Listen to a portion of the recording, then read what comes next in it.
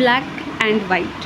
तो जब भी हम शूज़ की शॉपिंग करते हैं तब मान लीजिए आप ऑफ़लाइन में शॉपिंग कर रहे हैं, ऑनलाइन शॉपिंग नहीं कर रहे हैं। ऑनलाइन की बात अभी नहीं हो रही है, बस ऑफ़लाइन की बात हो रही है कि आप गए दुकानदार के पास एंड आपने शूज़ देखना शुरू किया कि आपको कौन से शूज़ लेने हैं, कौन से डिज़ाइन आपको अच्छा लग रहा है या कौन सा कलर अच्छा लग रहा है। और at the end of the selection आपने कहा कि ये वाले जूते मुझे अच्छे लग रहे हैं, ये मुझे दे दीजिए। लेकिन आपने एक कंडीशन स्पेसिफ़ाई कर दी कि नहीं, जो 2 जूते हैं, 2 जूते का एक पेयर होता है ना, उसमें से मुझे सिर्फ़ एक ही चाहिए। एक आप अपने पास ही रखिए, मुझे नहीं चाहिए, क्योंकि मुझे बस एक की ही नीड है और एक तो चाहिए ही नहीं। क्यों? क्योंकि आपका मन ऐसा किया तो आपने कह दिया।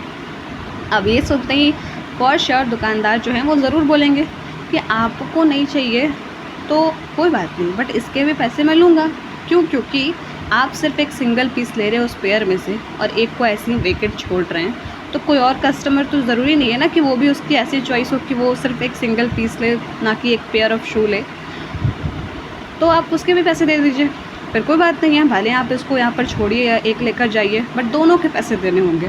तो आप बोलेंगे नहीं, मैंने तो भाई एक ही जूता लिया है, ना कि 2, तो फिर पैसे क्यों दोनों के दूँ? जितना प्राइस है उसका तो हाफ़ देना होगा मुझे।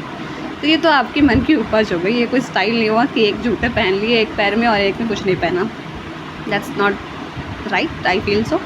तो वैसे ही जब हमारी लाइफ में बहुत सारी डिफ़िकल्टीज़, टेंशन, स्ट्रेस होता है और उस टाइम पर ऐसा नहीं है कि सब कुछ ही बुरा होता है। मेजॉरिटी ऑफ़ द चीज़ें बहुत बुरी हो रही होती हैं, ऐसा कि मन ही नहीं करता कुछ करने का, या सब चीज़ से मन उठ जाता है, या बहुत उदास फ़ील होता है, कुछ दिमाग काम ही नहीं कर पाता, काम ही नहीं कर रहा होता।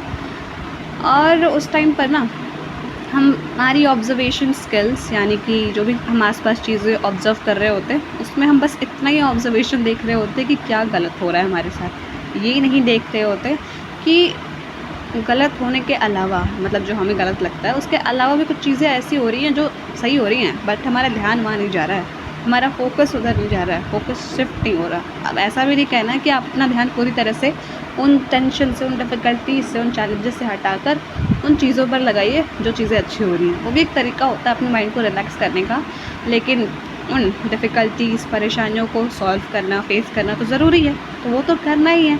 लेकिन उसके साथ-साथ अपनी ऑब्ज़र्वेशन पावर का थोड़ा सदुपयोग भी करना है। सदुपयोग यानी कि अच्छे से उपयोग। ऐसा नहीं है कि बस आप एक ही तरह देख रहे हैं, एक ही जूता ले रहे हैं, वो गलत हो जाएगा ना।